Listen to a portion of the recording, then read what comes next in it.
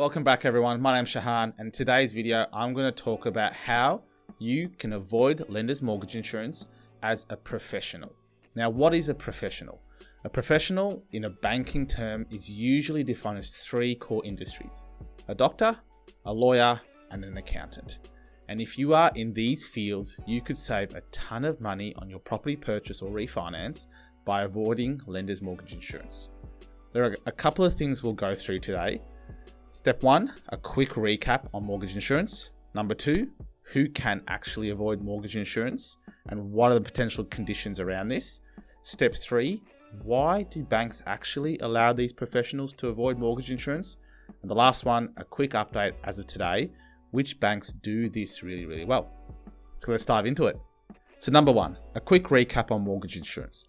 Mortgage insurance is an insurance contract that unfortunately you as the borrower have to pay for that protects the bank in the situation where you default on your mortgage.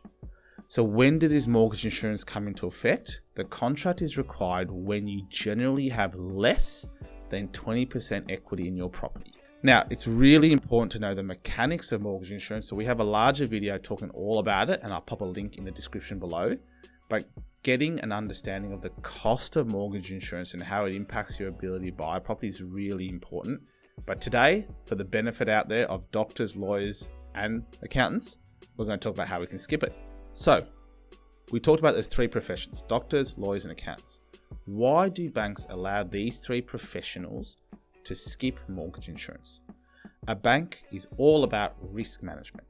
And after years of collecting data, 100+ years of knowing industries, knowing people, know who pays back loan, they've defined these three industries as low risk, which means that the industry generally doesn't have too many redundancies. The income is quite stable. The people who are in these industries work a very long time, so defaulting on home loans are things that they generally don't do en masse. This allows a bank to take a greater risk on these individuals because the perceived risk is lower, which is great for people out there who are in these professions. Now, there are obviously conditions that come from it. A bank will allow you to borrow up to 90% and sometimes 95% of the property value if you are in these professions, which can be a huge relief in terms of how much deposit you have to set to save, which could be 15% less, and how much mortgage insurance you have to save. And that can be upwards of 30, 40, 50 grand. So the entrance into a property market for these professionals can be a lot quicker than your average individual or borrower out there. The main conditions still apply. A bank is not in the business of giving you more money than you could repay. So serviceability tests, base income tests, and the property valuation still apply. And depending on the lender, there are criteria.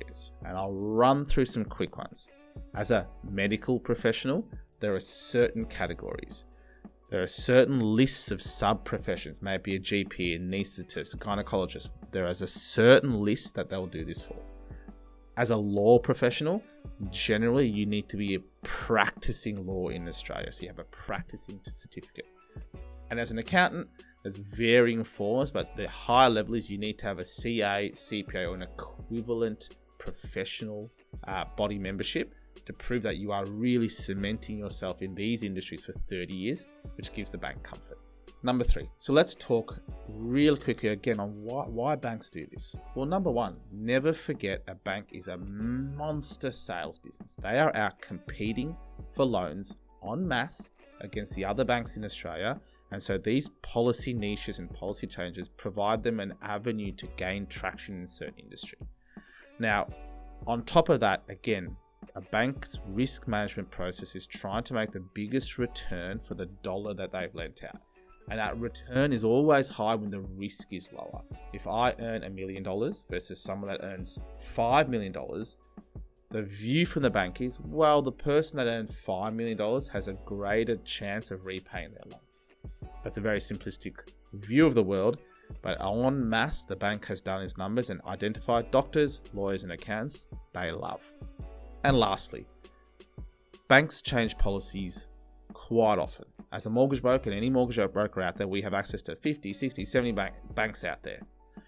This kind of strict niche policies you find in certain lenders, and as of today, the big banks do this really well. CBA, ANZ, NAB, Westpac Group, Introduce Bank of Melbourne, St George. These bigger guys love these three professionals, and you can find these policy across all five of these kind of major lenders. The smaller banks don't really entertain this. Their risk profile is a lot lower. So it's important to understand each bank's policy. Some banks have a minimum income of 90 grand. Some have a minimum income of 150 grand. Some will allow 2 applicants, 1 applicant, postcode restrictions. But at a high level, if you're a home loan professional in Australia, a mortgage broker is the best kind of avenue, in my opinion, and bias as it is, to get out there and understand the policies that can potentially save you a ton of money and, more importantly, get you into the property market early. So reach out to us if you have any questions.